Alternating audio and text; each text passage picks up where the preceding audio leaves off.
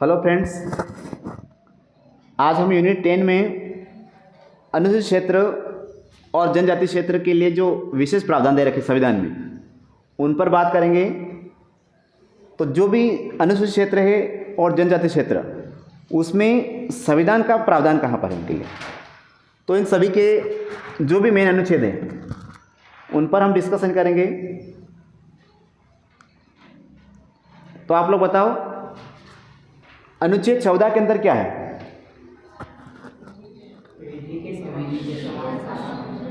अनुच्छेद 14 के अंदर सिंपल सी बात है, समानता का अधिकार। क्या है? समानता का अधिकार। बस समानता का अधिकार है। और समानता का अधिकार दो तरह से होता है, एक विधि के समक्ष और विधि यानी कानून, है ना। विधि के समक्ष संरक्षण मतलब कानून सभी के लिए बराबर है। इस अनुच्छेद का मतलब वही है, जो भी प्रशासन वगैरह है या विधि कानून, ये दोनों किस, चाहे वो एससी हो चाहे एसटी हो ओबीसी जनरल, सभी कानून सभी के लिए बराबर है। तो अनुच्छेद 14 का मतलब ये है कि समानता का अधिकार है, विधि के समक्ष समानता का, है ना। तो कानून मतलब विधि और प्रशासन दोनों एससी और एसटी के लिए या ओबीसी हो चाहे जनरल हो सभी के लिए बराबर है। किसी के लिए कानून ऐसा नहीं कि वे जनरल वाले लोग हैं तो इनके लिए कुछ छूट दे रखी है या अपने लिए छूट दे रखी है, ऐसा कुछ भी नहीं, सभी के लिए बराबर है। तो अनुच्छेद 14 यही है। अनुच्छेद 15 के अंदर क्या है?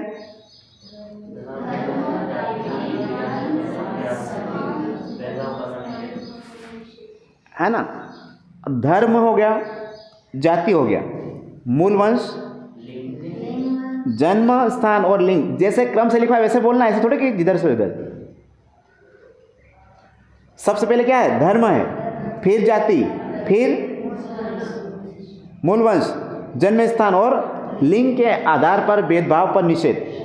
इन 5 चीज़ों पर अगर कोई भी भेदभाव करता है, भारत में किसी भी क्षेत्र में कोई भी अनुसूचित क्षेत्र हो, जहाँ जनजाति क्षेत्र यानी कि आदिवासी क्षेत्र हो, वहाँ पर इन 5 शब्दों में से चाहे वो धर्म हो गया, चाहे वो मूल वंश हो गया, जाति हो गया, लिंग हो गया, जन्म स्थान, इनके आधार पर अगर कोई भी भेदभाव करेगा तो उसके लिए आपके लिए बना रखा अनुसूचित जाति आयोग और अनुसूचित जनजाति आयोग और ओबीसी आयोग, तीनों आयोग बने हुए। अगर आपके साथ कोई भी इस तरह की घटना होती है तो आप डायरेक्ट जाके वहाँ पर क्या कर सकते हो? केस एफआईआर कर सकते हो और उसी एफआईआर के तहत उनको सजा मिल सकती है, चाहे वो, लेकिन एफआईआर जो करने वाला व्यक्ति वो एससी एसटी का ही होना चाहिए स्पेशल।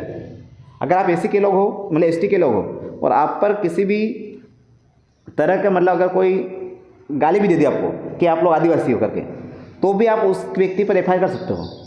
और एफआईआर करने पर आपको बस वही है कि वो व्यक्ति आदिवासी होना चाहिए, बस एसटी का या एससी का होना चाहिए। तो आप एससी आयोग, अगर एससी के हो तो आप एससी आयोग में एफआईआर कर सकते हो और एसटी आयोग हो तो एसटी आयोग में कर सकते हो, है ना। ये अपन आगे पढ़ेंगे। तो अनुच्छेद 15 में कितने शब्द है? 5। धर्म, जाति, मूल वंश, जन्म स्थान और लिंग के आधार पर भेदभाव का निषेध, है ना। अनुच्छेद 16 में क्या है? अवसर की समानता, है ना। अनुच्छेद 16 क्या है? अवसर की समानता। और ये सब है मौलिक अधिकार। क्या है? मौलिक अधिकार। मौलिक अधिकार कहाँ से ले गए? कुछ भी नहीं बोलना है, अगर याद हो तो बोलो, तो कोई दिक्कत नहीं। बताओ, मौलिक अधिकार कहाँ से ले गए? क्या मौलिक अधिकार किसने बोला कि रूस से ले गए? अमेरिका से ले गए। मौलिक कर्तव्य रूस से ले गए। मौलिक अधिकार का उल्लेख कौन से भाग में है? मौलिक अधिकार का उल्लेख भाग 3 में है ना। भारतीय संविधान का मैग्ना कार्टा कितने कहते हैं? भाग 3 को भारतीय संविधान का मैग्ना कार्टा। कुल कितने मौलिक अधिकार है? 6 मौलिक अधिकार। कौन कौन से? समानता का अधिकार, स्वतंत्रता समझने अधिकार, फिर शोषण वाले अधिकार, फिर धर्म एवं संस्कृति, फिर संवैधानिक उपचारों का अधिकार। ये सभी 6 के 6 आपको क्रम से याद रखना है, क्रम से। अनुच्छेद 12 से लेकर अनुच्छेद 35 तक। और अनुच्छेद 32 को क्या क्या कहा गया बताओ? अनुच्छेद 32 को डॉक्टर अंबेडकर ने क्या कहा?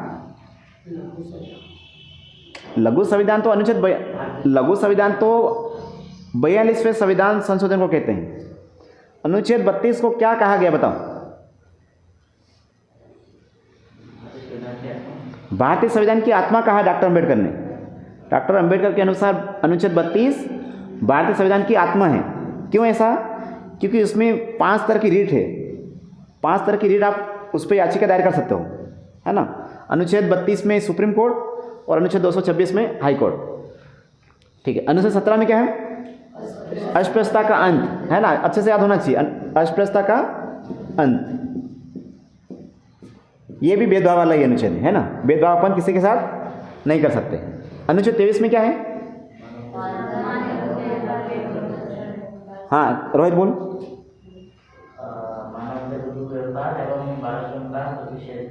है ना, बोलते भी नहीं आता। मानव का दुर्व्यापार कहने का मतलब कि मनुष्य के साथ मतलब मनुष्य का व्यापार नहीं कर सकते, मनुष्य के शरीर का, और वो भी क्यों? एसी और एसटी स्पेशल। तो मानव के दुर्व्यापार और बलाश्रम का प्रतिशत, अगर किसी भी एससी और एसटी के साथ अगर ऐसी घटना होती है तो उनके लिए भी सजा का प्रावधान है अनुच्छेद 23 में। अनुच्छेद 24 बहुत इंपॉर्टेंट है। क्या है अनुच्छेद 24 में? कारखानों आदि में बालकों के बाल श्रम या नियोजन का प्रतिशत, यानी कि कारखाने हो गया, कारखाने का मतलब कंपनी होगी, कोई भी कंपनियाँ, उसमें 14 वर्ष से लेकर मतलब कम उम्र के 14 वर्ष से कम उम्र के बच्चों को अगर आप काम करवाओगे मजदूरी, तो उसके लिए उससे सजा का प्रावधान है। तो इसलिए कोई भी कंपनियां 14 साल से कम उम्र के बच्चों को काम नहीं करवाती। तो कारखानों आदि में बालकों के नियोजन या बाल श्रम का प्रतिशत। अनुच्छेद 29 में क्या है? कोई भी नागरिक देश के किसी भी क्षेत्र में अपनी बोली, अपनी भाषा, अपनी लिपि और अपनी संस्कृति का संरक्षण करने का प्रावधान है। अनुच्छेद 29 के अंदर क्या है कि देश के किसी भी क्षेत्र में, देश के किसी भी क्षेत्र में कोई भी नागरिक अपनी बोली हो गई, अपनी भाषा हो गई, अपनी लिपि हो गई और अपनी संस्कृति का संरक्षण करने का प्रावधान है ना। और अनुच्छेद 46 में, अनुच्छेद 46 में क्या है? एससी और एसटी के लिए क्या है अनुच्छेद 46 में? एससी और एसटी के लिए शिक्षा हेतु शिक्षा और अर्थ संबंधी प्रावधान है ना। ये 46 किस में आता बताओ? अनुच्छेद 46 किस में आता? नीति निर्देशक तत्व भाग 4 में, है ना। तो नीति निर्देशक तत्व कहाँ से ले गए? आयरलैंड से ले गए।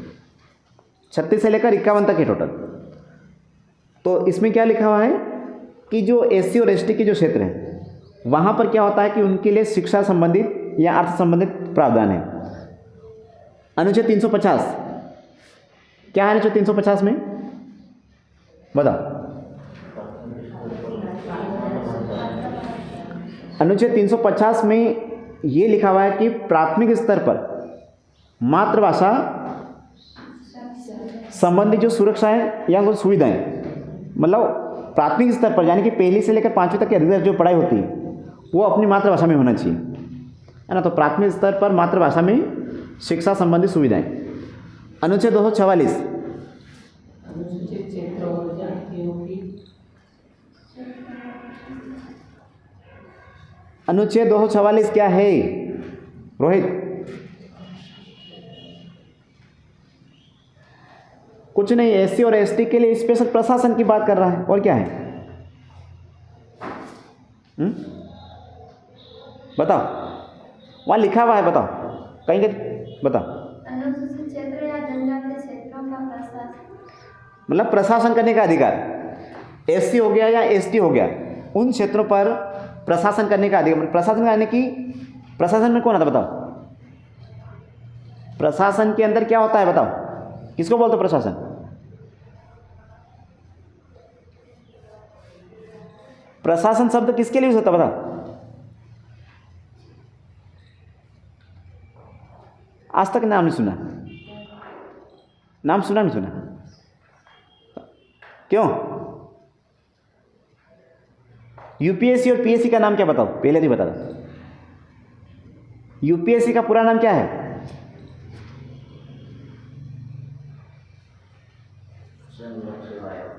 संघ लोक सेवा आयोग, इंग्लिश में। और पीएससी का मध्य प्रदेश। अब बताओ कलेक्टर का नाम, कलेक्टर को हिंदी में क्या कहते हैं, इंग्लिश में क्या कहते हैं?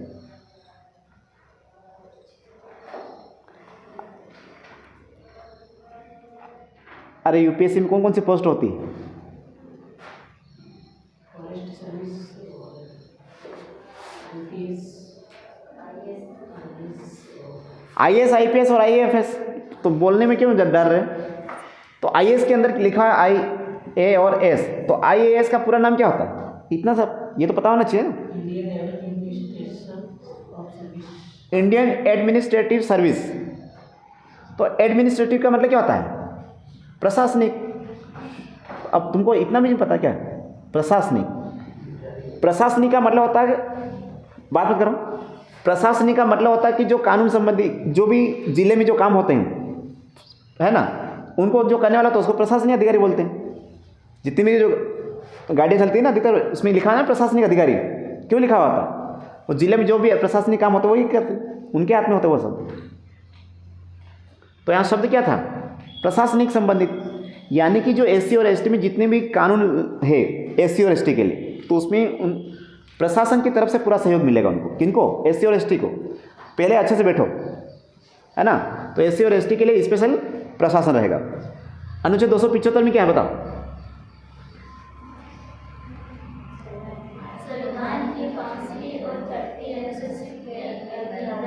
संविधान की 5वीं और 6वीं अनुसूची में जो भी सम्मिलित राज्य हैं उनके लिए क्या है? उनके लिए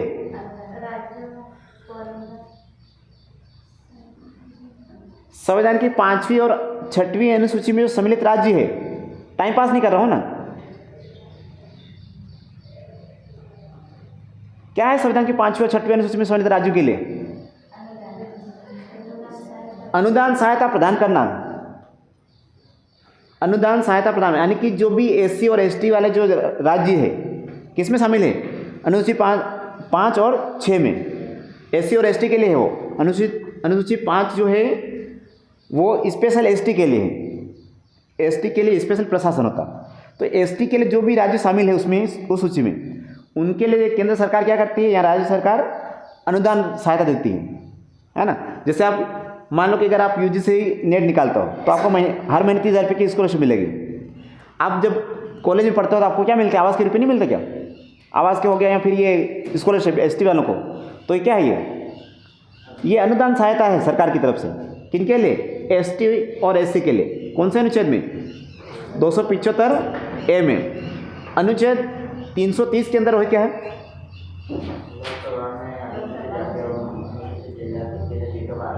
लोकसभा में एससी और एसटी के लिए सीटों का आरक्षण।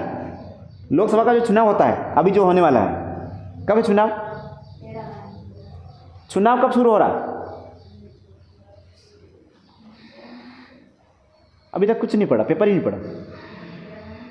दूसरे स्टेटस देख लिए? नहीं तो दूसरों को स्टेटस देख लिए ना। 4 बजे नींद खुलती होगी तभी स्टेटस देख लिए होंगे। तो ये नहीं देखा कि मतलब कब चुनाव होना है। अपने यहाँ पर कब चुनाव होगा बता? अब इनको पता और तुमको डूब मारो कहीं बैठे बैठे, लड़के होके भी। अपने यहाँ कब है? 13 मई। और लास्ट रिजल्ट कब आएगा? लोकसभा चुनाव का रिजल्ट कब आएगा? तुम लोग बताइए ना, क्योंकि तुमने देखा ही नहीं कुछ। पीएससी की एग्ज़ाम होगी जून के बाद, मतलब 15 जून के आसपास होगी। कब होगी? एमपीपीएससी प्री की एग्ज़ाम होगी 15 जून के आसपास होगी, मतलब 10 तारीख हो सकती है या फिर 12 के आसपास, 15 के आसपास, मतलब 4 जून के बाद ही होगी, कंफर्म है। तो अभी कितना टाइम है अपने पास? है ना। तो अप्रैल पूरा है और मई पूरा है, 2 महीने पूरे हुए है ना। तो 60 दिन है आपके पास और पढ़ने के लिए, क्योंकि 28 तारीख को नहीं होगी एग्ज़ाम। एग्ज़ाम होगी 5 जून के बाद ही होगी। तो लोकसभा में एससी और एसटी के लिए सीटों का आरक्षण का उल्लेख कौन से अनुच्छेद में? 330 में। अनुच्छेद 32 में क्या है? 332 में अनुच्छेद 332 में राज्य की विधानसभाओं में, राज्य की विधानसभाओं में एससी और एसटी के लिए सीटों का आरक्षण। ये बहुत इंपॉर्टेंट है दोनों अनुच्छेद, है ना। ये है लोकसभा के लिए, लोकसभा में एससी और एसटी के लिए सीटों का आरक्षण, और राज्यसभा में एससी और एसटी के लिए सीटों का आरक्षण।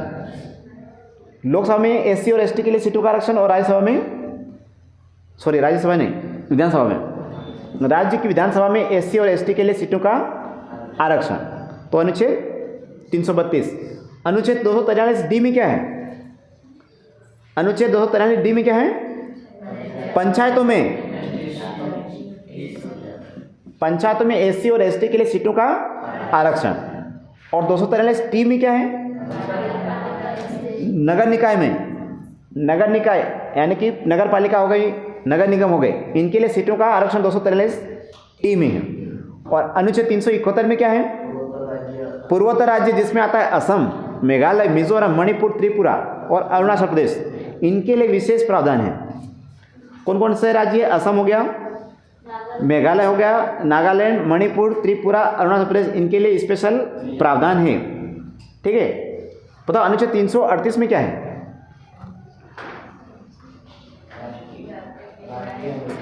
अनुच्छेद 338 में है राष्ट्रीय अनुसूचित जाति आयोग की स्थापना। राष्ट्रीय अनुसूचित जाति आयोग का उल्लेख कौन से अनुच्छेद में है? तो 338 में, और स्थापना भी इसी के अंदर है। स्थापना कब हुई वो अलग मैटर है ना। राष्ट्रीय अनुसूचित जाति आयोग की स्थापना किस अनुच्छेद में हुई? 338 में हुई है। और कब हुई? तो 89वां संविधान संशोधन द्वारा 3 के द्वारा, 89वां संविधान संशोधन द्वारा 3 के द्वारा हुई थी। और 19 फरवरी 2004 को एससी आयोग की स्थापना हुई है, 19 फरवरी 2004 को। तो ये याद रखना है। और एसटी की भी यही आएगी, लेकिन एसटी का जो अनुच्छेद होगा वो 338 ए या फिर क होगा। अनुच्छेद 338 ए या क में क्या है? तो राष्ट्रीय अनुसूचित जनजाति आयोग का उल्लेख, राष्ट्रीय अनुसूचित जनजाति आयोग का उल्लेख कौन से अनुच्छेद में है? 338 ए या फिर क में। तो इतने अनुच्छेद बहुत इंपॉर्टेंट है। ठीक है।